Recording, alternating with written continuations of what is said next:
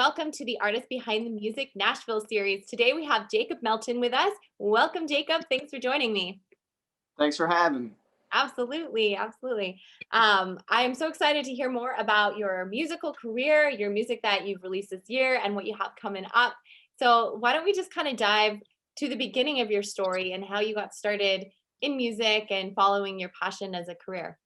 Okay. Well, it started, my grandfather got me a guitar for my birthday. I guess I might have been 11 or 12. And he played music. He was a bass player in a rock band for 30 years. And my whole family's real musical because his dad played bluegrass, you know, until he just recently passed away. But he was 91 and he played bluegrass up to the day he died. So really musical family. And I kind of started off kind of slow because I guess my first love was really sports. But if I wasn't playing sports, I was listening to music.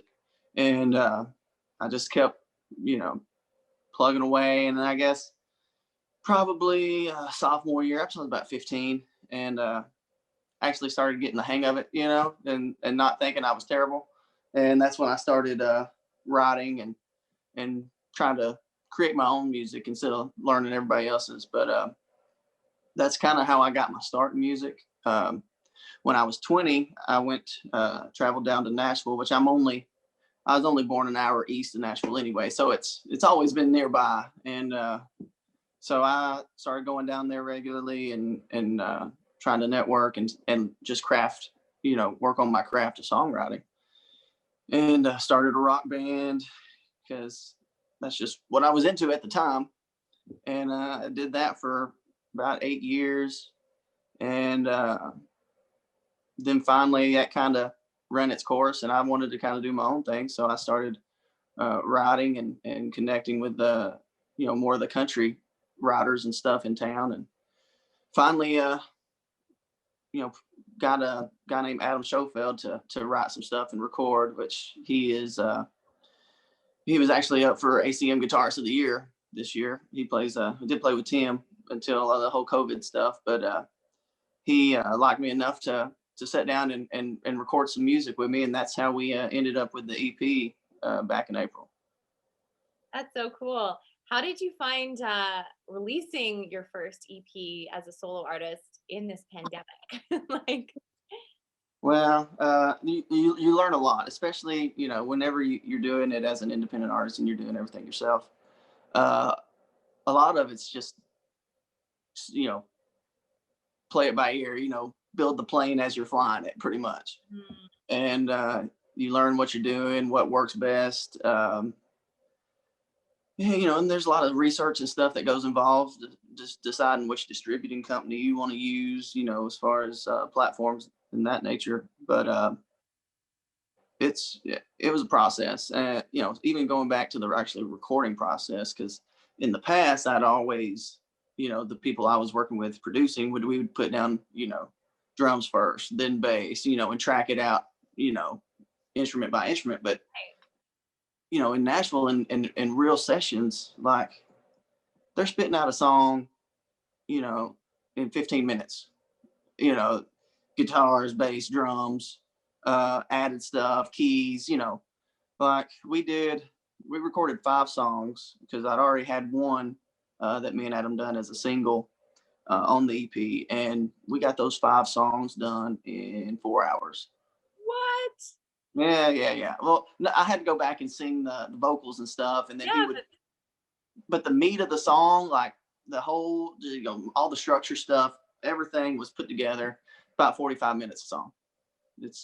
And that's the first time, from them first listening to it a couple of times, then playing it like 2 or 3 times through is about it, and then you're done.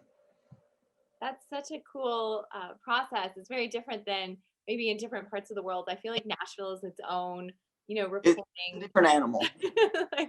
They have learned how to streamline, just because everybody writes, so everybody's looking to get something recorded, or so they got to find a way to just boom, boom, boom, get as many songs out, because the more songs that are recorded, in a high quality, even if they're not for the actual artist, they got a better chance of getting cut by a major artist, if they sound professional. So Yeah. Yeah. more songs, more chances, right? That's right. It's like, I always like to think of, putting things out there, like putting chips on a roulette table. It's like, just cover the board. One of them's got to win. Right. Roll the dice. Yeah. Yeah, exactly. Oh, that's cool. How has the COVID pandemic of 2020 affected your music and your life? And how have you kind of navigated and pivoted to kind of make the best out of everything? Well, it's definitely put a wrench in my plans. Yeah. Uh, because I was hoping, um, to start getting out and performing and actually putting a tour together and do a lot of things after the release of it. And unfortunately, I wasn't able to do that. I'd paid for radio promotion, and I put a single out to country radio, to secondary radio, and it climbed up into the charts on the Music Row country breakout charts, got up into the 50s, and then also on the CDX Traction, it was like number 23 on like true indie charts. But it had some success, but I couldn't go out and help push it along at all. So Right. I was at the mercy of the radio stations and people willing to give an independent artist a shot. And being your first single, it's hard to get people on board. Um, but it's been up and down because I was actually working full time too while I was putting out and funding the project, and ended up losing my job in August just because of the whole situation Yeah. of COVID. So basically, I've been spending a lot more time songwriting these days. That's a good pivot, right? Yeah, maybe it's a blessing in disguise. I feel like maybe this is where God's leading me. I hope so. We'll find out. Yeah, we'll find out. But I'm a big believer in that, everything happens for some kind of a reason. And just, I keep having conversations about this year. And for a lot of people, it's like we were going, and not taking that time to stop and slow down. And if anything, this year has really provided that option for people to look in That's true. and slow down and kind of put things into perspective in a little different light. I totally agree with that. Mhm. I don't know. I feel like with life in general, you got to find a balance, and maybe, like you said, it was out of balance a little bit. So maybe this helps people, Kind of balance things even out, scale. Yeah, exactly. even scale a little, right? Yeah, it's crazy. I mean, not to say that, we should have this crazy thing happening causing chaos in the world for us to slow down, but if we're looking at the bright side of things, that would definitely be the positive That's part right. that we focus on, right? It's just so That's right. so crazy. Have you found this year to have affected your songwriting and change kind of what you're writing about or your style of music at all? No, not really. I feel, because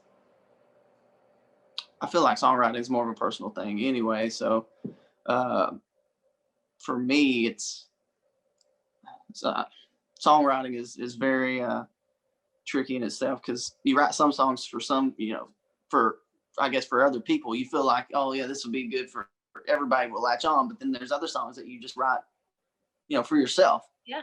um, to help you get through something. And there's a lot of variations for songwriting, and the reasons why people do it. And for me, it's a form of therapy. Uh, and I guess it does, in a way, come out in my songs. But at the same time, other people were writing about it, and I just feel like it's kind of pandering, in my opinion.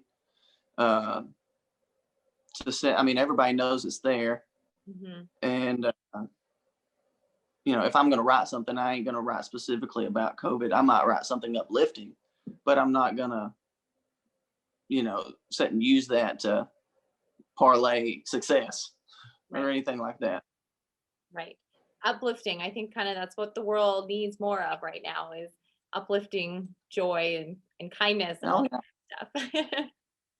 Just the general emotions, not not necessarily events is kind of how I gear my songwriting towards. Yeah, cool. Do you have a specific way you like to write consistently? Are you more of a solo writer? Do you like to co-write?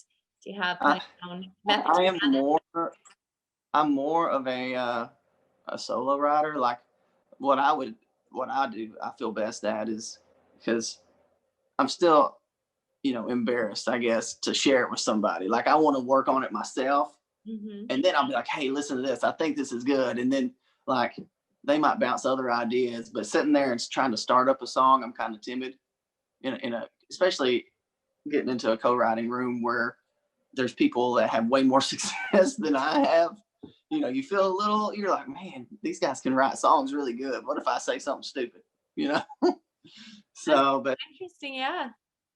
it's something I'm getting better at. I'm starting to get, a little more confident, Mhm. being in rooms. So, and I think that's something that, definitely two or three heads are definitely better than one. And, you, as an artist, you want your songs to be as good as they possibly can be. And, a lot of times that takes more than one person putting their hands on it. And as an artist, you got to be willing to let that happen. Yeah. Um, That's if you truly care about the music and not your ego. yeah, exactly. Exactly. But there's definitely something to be said about the vulnerability of exposing emotions with strangers or with It friends, is. whoever it is you're writing with. But it definitely can open up that floodgate of emotion that maybe as humans, I think sometimes we try to push things down. And as songwriters, it's all about letting the floodgate But flow. that's right. So, you, really, for me, songwriting, I want to be that person's friend, before a colleague, before we were writing songs together. I want somebody that I can go, you know, sit down and say, tell him what's going on or her what's going on and have a beer with them, you Right. know, and then that chemistry, you know, pushes itself into songs. Totally. No, that's well said. That's well said. I find it so interesting how every single person has a different style and a different way and different feelings around songwriting. It's just a neat stories to hear because songs are such a huge part of life, right? Like Yeah. every day Well, we're listening to music and it's around us. So to hear the stories behind them is always interesting to music is still there whenever nobody else is. me. So, Yeah, exactly. if I feel like I can, if somebody reaches out and says that they really connect with something I've written, that is the ultimate compliment, as an artist or songwriter. hmm And even if they connect with it on a different way than maybe you wrote, Well, right? that's also true because the listener is going to draw what they need from a song. They might latch on to a completely different line that you just thought was, well, it was okay, but like Yeah, they really felt it. So, but that's what's so great about music is that you can draw so many different things from one song. for sure. No, it's very cool. Very cool. Do you have a favorite song that you've created and put out into the world? Favorite song? Oh, well, I love them all. They're all I very think the number ones, but for me personally, I feel like uh, "Live This Lie" was probably one of my favorites that I've uh, released. Um, that one and 90 Proof and Smooth, and I'm also excited about the new one that's about to be released too. So, but they're all just so different, because yeah. just everybody has different ranges of emotions. So I feel like my first EP was I was going through a lot. I'm divorced, and going through that kind of led me to be very angsty, I Mhm. guess, in my writing.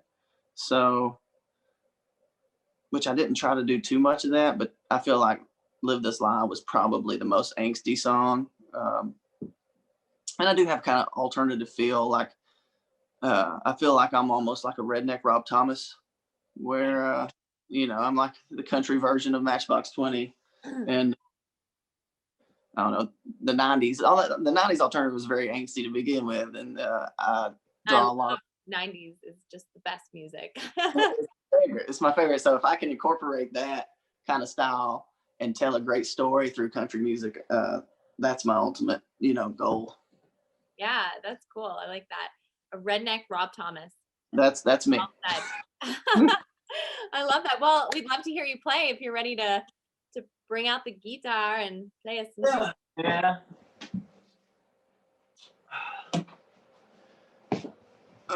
All right.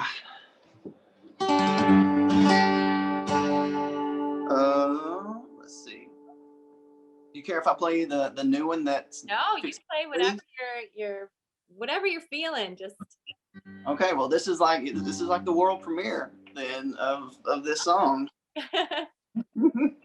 All right, this song's called "Pass It Around."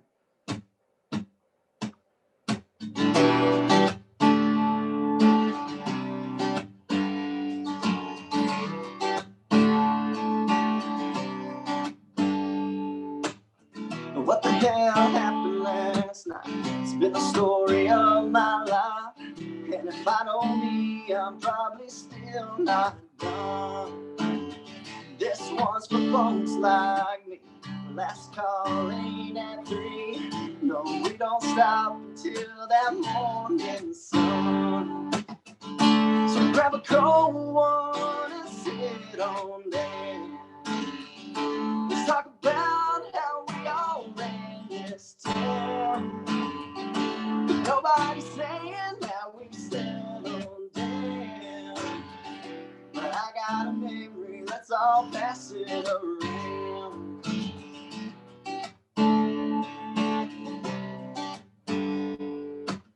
Across the line of time all through, it's how it goes being live for the party. Don't throw stones, no, just roll with me. Grab a cold one and sit on down. Let's talk about how we all ran this town. Nobody's saying that we settled down, but I got a memory, let's all pass it around. Come on.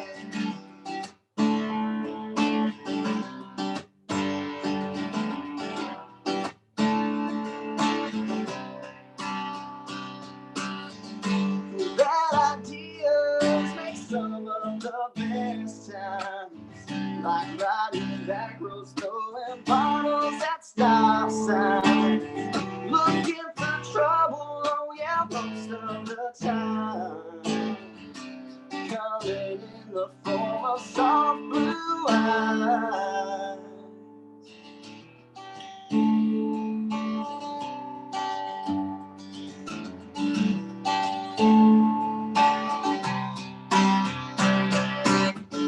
So grab a cold one and sit on down. Let's talk about how we all ran this town. Nobody's saying that we've settled down, but I got a memory, let's all pass it around. But I got a memory, let's all pass it around.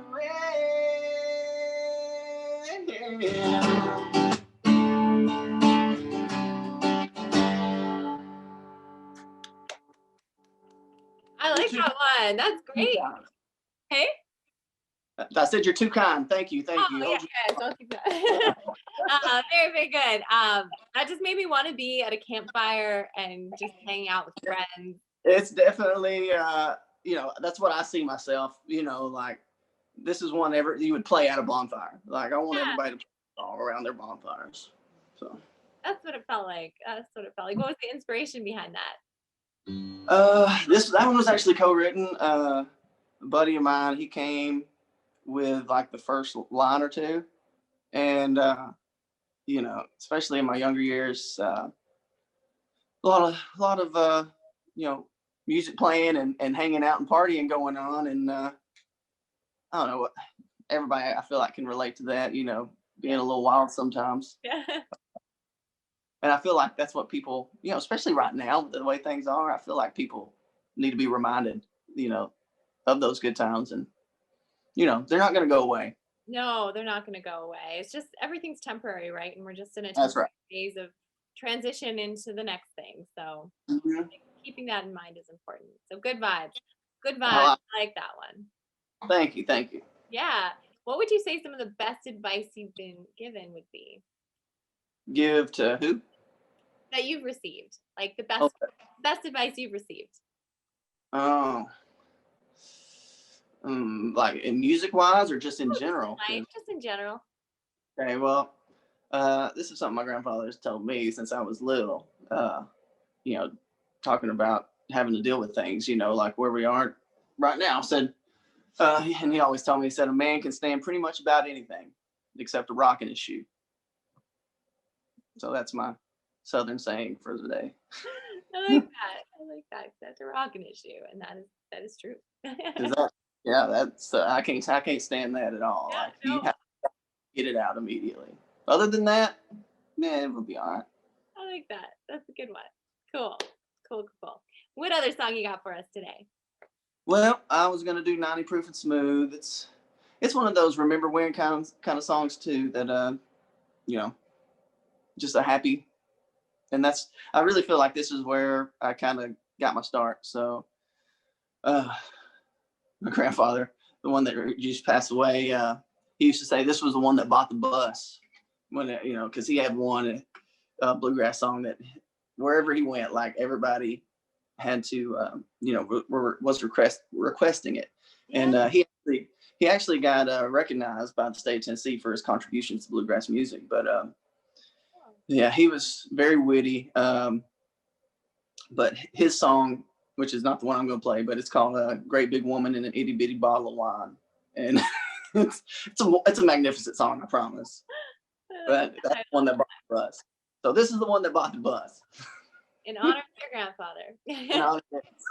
Yeah, great grandfather. All right, this is 90 Proof and Smooth.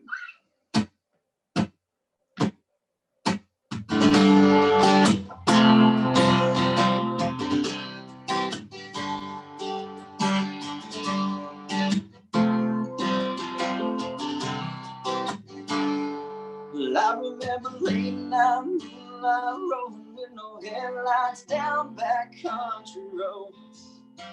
A rusted out flatbed, pretty little redhead making me take it slow.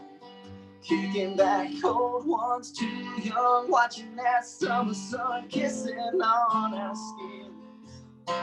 The rolling rock, sun blind, and the party never stopped once we rode on in.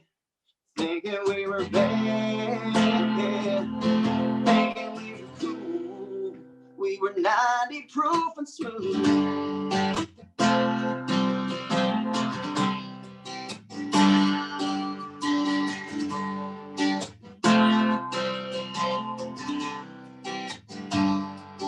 I remember mixtapes, heartbreaks, learning things the hard way, and hanging with my friends. Fake IDs, no sleep, holding on to 18, I do it all again. You in that Def Leppard t-shirt, sneaking in the concert, singing at the top of our lungs. We didn't know we would kiss cause we were so young, thinking we were bad, thinking we were cool. So raising down the tall glass to live fast and somehow making it through. We were 90 proof and smooth.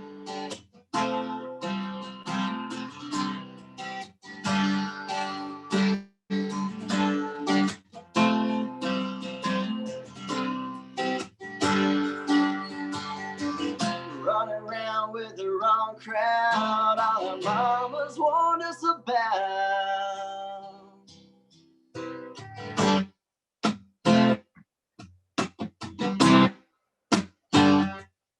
Sorry, mama. Oh, yeah. Thinking we were badass, thinking we were cool. So raising on the tall glass to living fast, somehow making it through. If our mamas only knew, we were 90 proof and smooth.